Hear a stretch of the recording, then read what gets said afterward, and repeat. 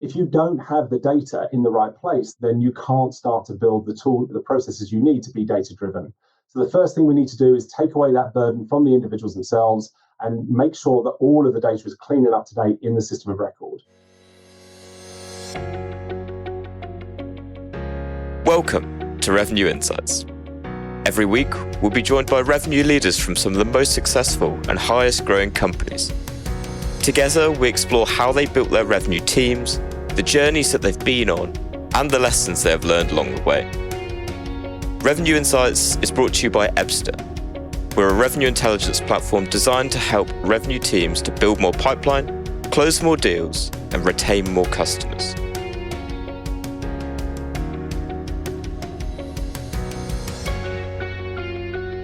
Hello there. You're listening to Revenue Insights.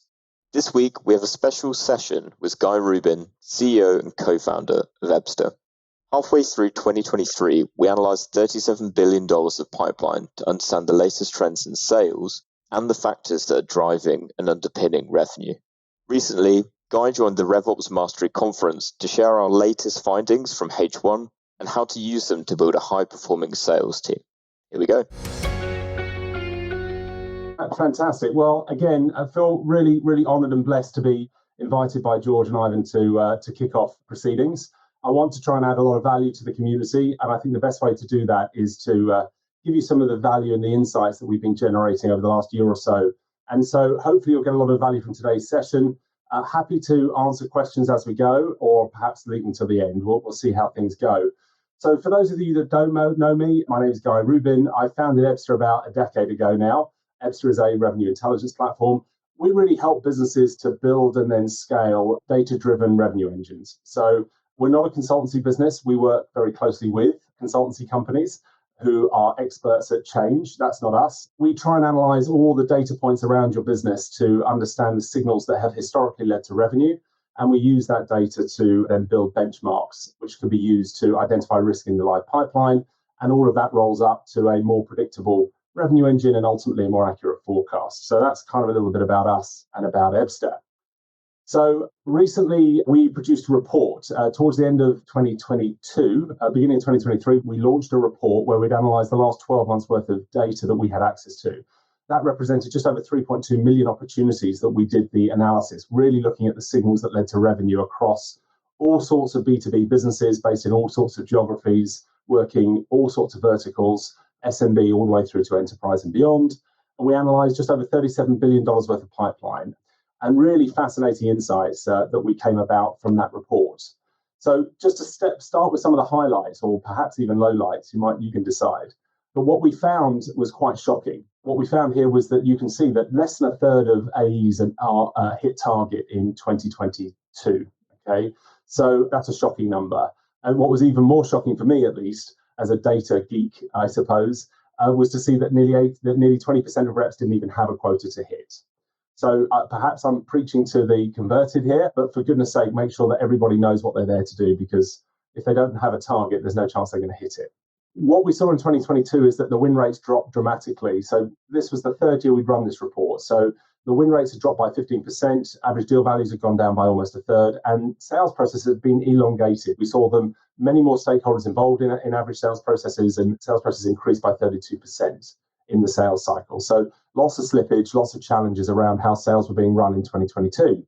So we've seen a lot of change over the last 6 months, and we analysed another 1.8 million opportunities over the last 2 quarters to look at how the data has changed. And there's some positive news here. We found that in the first half of 2023, we did see a bounce back. We did see the win rate starting to increase, sales cycles reduce, and average deal values have started to creep up again. However, we're certainly not out of the woods. The numbers are way off where they were just 12 months earlier. So there's still a very long way to go. And what was really quite shocking is the level of efficiency has actually even dropped even further. So when we look at the data for 2023, we can see that actually even slightly less reps were hitting quota consistently in the first half of this year. What's hit me more than anything, I suppose, is this understanding of what we call velocity delta. So looking at the gap between the exceptional AEs that are consistently hitting quota and everybody else, that gap is widening, and it's widening at a pace. So we saw that only 23% of AEs were responsible for 83% of the revenue within these businesses. That's really shocking. And so the rest of them, the 77% of the other reps that are really just riding the back of other people's wave, they're not able to perform at the same level as the 23% that are achieving and exceeding targets. That was really interesting for us. We wanted to dig into that and try and understand what was driving that. The other record number that we came out with in literally in the last couple of weeks when we launched out the update, the H1 report, was looking at slippage. Slippage has never been higher. And slippage means the dates that's forecast for the deal to close, and the deal actually exceeds past that date point. And you might wonder, well, does that matter? Why do we care if slippage is a thing? Well, obviously, the shorter the sales cycle, the more sales processes we can run in the year. But more importantly, the win rate starts to drop off a cliff as soon as we start to see that slippage. And obviously, as the longer the deal goes on, the more slippage, the less likely the deal is to close. Now, to give you some clarity around this, of all the deals that we analysed, only 30% of opportunities opened, close won. And the 70% of opportunities that are being worked that close lost eventually spend twice as long in pipe as deals that close won. So there's huge inefficiencies in the way the sales teams are being operated, and a wider and wider gap between those that are performing and everybody else in the team. Now, there's a lot of other things that we're seeing happening in the market as well. We saw 65% less recruitment going on within front office sales teams, and the average AE team is now 22% smaller. So again, if your team has shrunk a little bit over the last year, that's usual. We're seeing that elsewhere as well. There's a big drive towards product-led growth. There's a big drive for marketing to be more responsible, not just for generating leads or opportunities, but actually for generating the number as well. And we can talk a little bit about what marketing are doing in that space maybe later. So looking at the secrets behind the high performers, if we leave the ones that aren't performing behind and start looking at the ones that are performing consistently, what do we see that those people are doing different to others? So those individual contributors are very, very good at building high quality relationships. One of the biggest signals we see to lead to success in revenue is recognizing that in B2B sales, relationships drive revenue.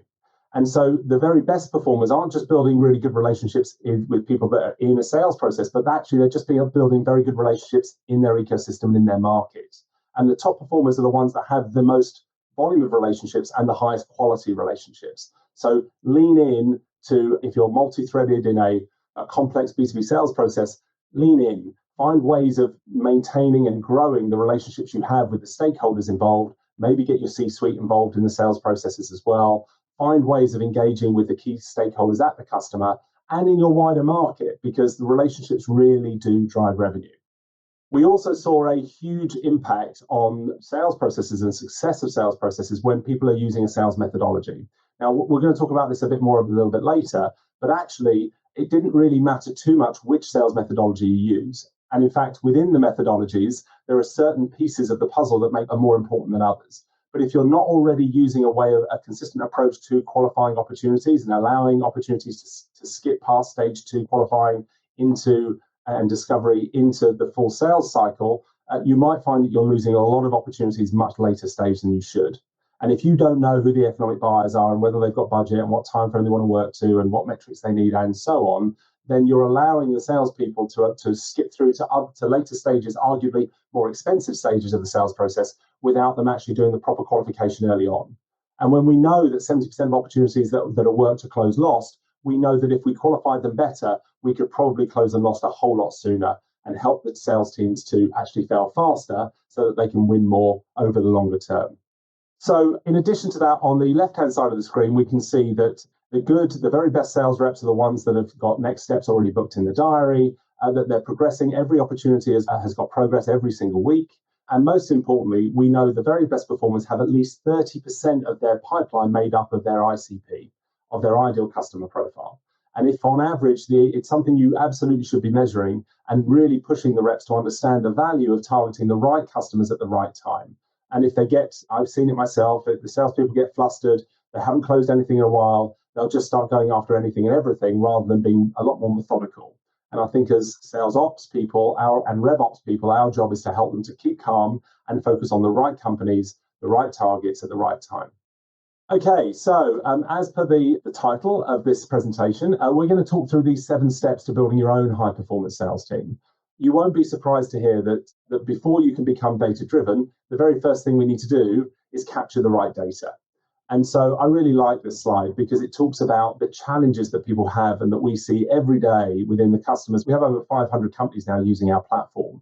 And I don't think we've ever found a customer with more than 70% of their active relationships in CRM. So if you don't have the data in the right place, then you can't start to build the processes you need to be data-driven. So the first thing we need to do is take away that burden from the individuals themselves and make sure that all of the data is clean and up to date in the system of record. Now, we offer a tool called Ebsta Sync, which will go back we can go back 1, 2, or 3 years. It will trawl through all the email traffic, the calendar events, and try and build a profile for every contact anyone in the business has ever engaged with. And if those people relate to an active account in Salesforce, we'll create those records in Salesforce with all the latest contact details, but also identifying who holds the relationship, the date they last engaged with them, and whether that relationship is trending up or trending down. So we know that most businesses have got more than 70% of their contacts missing from CRM. But even if you've got a big database of hundreds of thousands of contacts, what we find is that 98% of those contacts you have no active relationship with. So why are you polluting your CRM with contacts that no one holds a relationship with? We also know that by taking away this admin burden from the reps, we can actually free up to 20% of their time. Freeing up a day a week is a really compelling proposition. And actually, what we want our salespeople doing is focusing on building relationships, not focusing on admin tasks that perhaps they're not very good at anyway. So step 2, now we have every relationship captured. The next step is really to recognize this key point that relationships drive revenue and focus on building good relationships or increasing relationships from good to great. So to try and understand the value of doing that, we've got 2 graphics here that I want to touch on. The one at the top here shows the outcome of sales processes with different levels of engagement. Now, we score relationship engagement out of 100, and you can see here that it's relatively flat on the impact on win rates until you go from good level of engagement, so that's 61 to 80, to above 80. And we can see that we can get a 3 times increase in win rate where our engagement, our relationship strength is higher in those earlier stages. So by building really good quality relationships, we can see a much higher win rate on the outcome. But not just that, we also can see here in the graphic below is that the impact of engagement on sales cycles actually reduces the sales cycle if you've got good quality, highly engaged individuals that you're working with on the other side.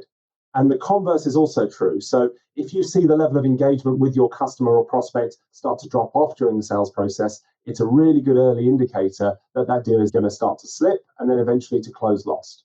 So monitoring engagement levels is absolutely key to understand the health of the opportunities that are currently in flight. And it also is a great way of understanding whether key accounts that may be coming up for renewal, whether they're likely to churn or not. So obviously you'll have other data points around how much they're using your product or how often they visit your service, but actually understanding whether the key economic buyers that you sold to in the sales process, whether the relationship was trending up during the point until you sold to them, whether you maintained that level of engagement or whether it dropped off up until the point where the renewal comes in and guess what, they churn. So really focusing in on understanding what relationships we currently hold and most importantly, which relationships need attention. Now, this is shown even better in the second graph here. So you may find that you need to have engagement with different types of stakeholders at different stages of the sales process. Now, there were some surprising insights that we found when we looked at the data. So, for example, you may find that the optimal sales process is achieved not by going straight into the economic buyer, but finding a key champion that can sponsor you into the economic buyer may actually shorten your sales cycle. So try and understand. So by analyzing every deal you've closed, won or lost in the last 12 months, we're able to give you some visibility as to which personas you should be engaging with at which stage of the sales cycle. And we can start to build a template of what good looks like and use that as that template to benchmark the deals that are in flight and identify risk. And that way, when you're going into your one-to-ones with your sales team, instead of it being a combative experience where they're telling you how great they're doing, how amazing they are as a team, and they're definitely going to close this deal, you're able to say to them, well, look, well done engaging with the CFO. It looks like you're doing a great job. But look, we know that if you had one more stakeholder involved in the sales process at this stage, we can improve our win rate by 40%. Or if you can increase your engagement with the CFO from 27 to 47, we might be able to reduce the sales cycle by 30 days. So really understanding the influence of different types of relationships on your sales cycle, not just understanding the ICP, but understanding the ideal personas you should be engaging with at each stage of the sales process. Right, so moving on to number 3, what we can see here is understanding the impact of using some sort of sales methodology on win rates. So we try and track, we will work with whichever methodology you're using. In this example, you can see the Ebsta console inside Salesforce, and we automatically capture MedPick by analyzing the calls that you're on, the emails, and so on. And we can see how well qualified every opportunity is before it progressed to the next stage. Now, if you're using a sales methodology, you will increase your win rates. And if you explain this and show the data to your sales team, they'll want to win too. So they'll want to go through the sales process as well. We also can see here that the key metrics to focus in on are the metrics themselves, the decision criteria, and the paper process. Understanding those before you progress are really kind of the key ones I would suggest you focus in on. Now, this slide, number 4, we're talking about trying to understand all the factors that help you close more deals. Now, we've all got different tech stacks in our business, and most of those technologies will give us some sort of signal, whether it's how often they're opening our emails, or did they open our proposal, or how often did they go to our pricing page, or did they use our free trial, or did they go to our webinar, understanding engagement that's going on, what marketing is doing to warm up the next set of personas that we're going to be engaging with at the next stage, and so on. So trying to understand all those different data points and the influences they have on revenue is key if you're going to start to build a predictable revenue model, a predictable revenue engine. So try and think about what are the signals that you use or that you need to understand to build that predictable revenue engine. And I've picked out the 6 that we found has had the biggest influence, but different businesses are working different ways. And again, get in touch and we can talk in a bit more detail about that. But for example, on the relationship side here, you can see that if you've got, on average, and again, it's different for enterprise and different for SMB, but on average, you're looking for somewhere between 6 and 9 active relationships involved at the client end to optimize your chance of winning. We know that certain personas can increase your win rate. So which are the personas that you should be engaging with and which stage of the sales process is key for you? We also make sure that you know who your ICP is. What companies should your team be targeting? And let's try and make sure that at least 30% of the pipe that each individual rep is targeting fits the ICP, ideally more. Make sure they're using some sort of sales methodology and understand the strength of relationships that are actually going on. And we talk a lot about relationship strength, and a lot of questions I get asked is, well, how do you measure that? Well, for us, there's really kind of 3 or 4 key points we look at. So obviously meetings are worth more than calls that are worth more than emails. Inbound is worth a lot more than outbound. But most importantly, it's the velocity of engagement. If we exchange emails and calls every day or 2 or 3 times a day, we're much more likely to have a high quality relationship and ultimately to win together versus sending an email and getting a response 2 weeks later. So monitoring the momentum of engagement going on is absolutely vital. And again, there's simple tools you can put in place that will give you an engagement score that you can look at in Salesforce or bring into one of your existing reports and dashboards. Finally, understand the timing of every stage of the sales process. As soon as you start to see slippage, it's a really good indicator that deal's going to end up closed loss.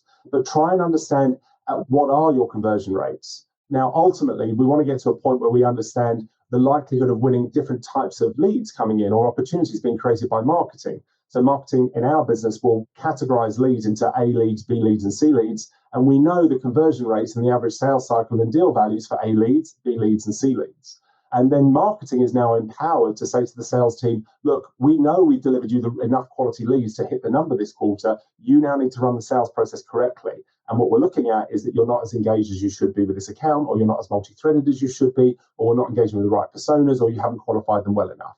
So we can lean into the marketing data because marketing tends to be more data-driven than the rest of the business. And we can use that to understand the time to close or the time progression within each stage and ultimately the time to close. And we know that as soon as that starts to slip, it's a really good indicator that there's a problem in that account.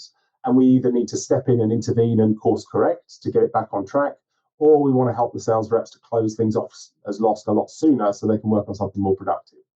So we produce a leaderboard for every customer every quarter on every AE they have within their business, and we try and help them understand all of the signals that lead to revenue for each of the individual AEs. And you can see here the leaderboards have kind of a traffic light signal of green, amber, and red. So you can see the reps that need more coaching. But what we really want to dive into is understand what area of the sales cycle they need coaching in. Because some are really good at the qualification stage, others are great at doing their demos, some are really good at building business cases and closing business. So understanding where they're falling short will help you with your training programs. And the only way to do that is to monitor the data and see how they're pacing quarter on quarter. One of my favorite stats is looking at things like coverage to hit quota. And the very best reps, quarter on quarter, will need slightly less coverage to hit their number. Obviously, there's reasons why that might blip, but ultimately understanding the level of coverage the reps need to hit quota is a great way of monitoring how the team are progressing. So onto quite an interesting slide, I think. You can see here two deals, two fictitious deals, and you can see that from an initial view, they both look identical. So if we were the sales manager reviewing these deals, we would have very little information to be able to see which of those were pacing in the right direction and which ones actually needed some help, otherwise are likely and on path to close lost. But once we're data driven, all of a sudden we can see that those two deals look materially different. Deal A is in good health. We can see it's got a good deal score. We can see that there's been a lot of activity in the last 7 days. The opportunity amount has increased recently, and we're engaging with 8 different people within this account. We can also see in deal B that actually there's very little activity in the last 7 days. The opportunity amount's actually decreasing. We're only engaged with 2 people at this business, and it's been stuck in the current stage for 44 days. So knowing these signals, we're able to see that there's a material difference between the 2 deals. Without being data-driven, without RevOps, without this consistent approach to building this scalable revenue engine, you're working in the dark and both deals look identical. So when let's get into the detail of doing our pipeline reviews. The key here is to do it consistently. Consistency is probably if you take one word away from my presentation today, it would be consistency. If you're running multiple sales teams in multiple geographies, having different sales leaders doing things in different ways means that you're massively inefficient and you're not able to learn from each other quickly. So what we try and do is help the customers to implement a much more consistent deal review process or one-to-one process. And you can see here the 7 steps that we normally consider are relevant. We'll certainly circulate the deck after the presentation so you guys can dig into this at your own leisure. But we try and prompt the individual sales people, the individual contributors, to know that they're going to be asked these 7 questions before they go into the meeting, and we try and prompt them with the answers as we go. So try and keep it very simple and be much more consistent in the way you do your pipeline reviews. Have the same view that everyone's working from. You don't want people working in different spreadsheets and in different ways, because it will just create inefficiencies and you won't be able to share the learns. And then once we've done our deal review, then we can finally talk about the forecast. Now, I believe a forecast is an output rather than an input. It's what comes after all of the work that we've done. But once again, we want a data-driven forecast cadence. We want everyone forecasting in the same way. So we need to make sure that the pipeline is always up to date, and we can do that by taking the burden of keeping it up to date away from the reps, making it very easy and simple for them just to do their job rather than be burdened with the admin. We use the AI now within the technology because we've benchmarked all the deals in the past against every deal in flight against deals in the past, we'll tell you predictably what number you're likely to hit. But we also recognize there's value in the reps giving you their number. And it's interesting to see those that like to sandbag and underplay their position and others who hype up their position and then disappoint with a lower number. But try and have a consistent way to the way the reps submit their forecast, and they should be trying to get more and more accurate month after month. It doesn't have to be right month 1, but of course you can compare it to the Ebsta forecast and it will tell you how far away it is. Our number is usually 98% accurate. The managers should also have the opportunity to review and adjust the forecast before it rolls up to the board. And then the senior leaders should also have the ability to review and adjust the forecast before it gets up to the board themselves. So all of that consistent approach to that forecast cadence is key. Again, if you reach out to me, we've got a forecast cadence deck I can share with you for free, but you really should be looking to implement a very standard way of doing this forecast cadence, and it'll help to bring consistency to the sales process. So those are the 7 steps that I think you should be really driving in. Everyone's in a different place. Some are knee deep and are halfway through this process. Others haven't even got the data in the right place. So I'd encourage you to start thinking about all of these different steps. Wherever you are, the fact you're even thinking about this means that you're probably ahead of the market. But if you don't become more data-driven, I'm convinced that your competitors will. We believe that there's 100,000 businesses that are going to be adopting revenue intelligence over the next 3 years, why it's such a hot market right now. And so try and find simple ways of incrementally improving these things. If you don't have the experts in-house to do the digital transformation, bring in experts that do know how to do it. RevOps is not a junior role. RevOps is a strategic role. So we know that salespeople have to be very focused on the next opportunity. Well, RevOps and sales enablement are much more thinking about the longer term strategy and trying to improve by 1 or 2% every other day or every week. So hopefully you found that presentation useful. If you want a download of the actual report itself, you can do that if you scan this QR code. That's a hard copy of the report, but it's available for free to everyone in the community. I hope you found it useful. Feel free to download that report. And if you want to connect with me on LinkedIn, my name is Guy Rubin, as I say, the CEO of Ebsta, and I'd welcome the opportunity to discuss this with any of you afterwards as well. Thanks for listening to Revenue Insights. If you want to learn more, subscribe to our newsletter and we'll deliver every episode straight to your inbox. If you have any questions, feel free to connect with us on LinkedIn. Our links will be in the episode notes. See you next week.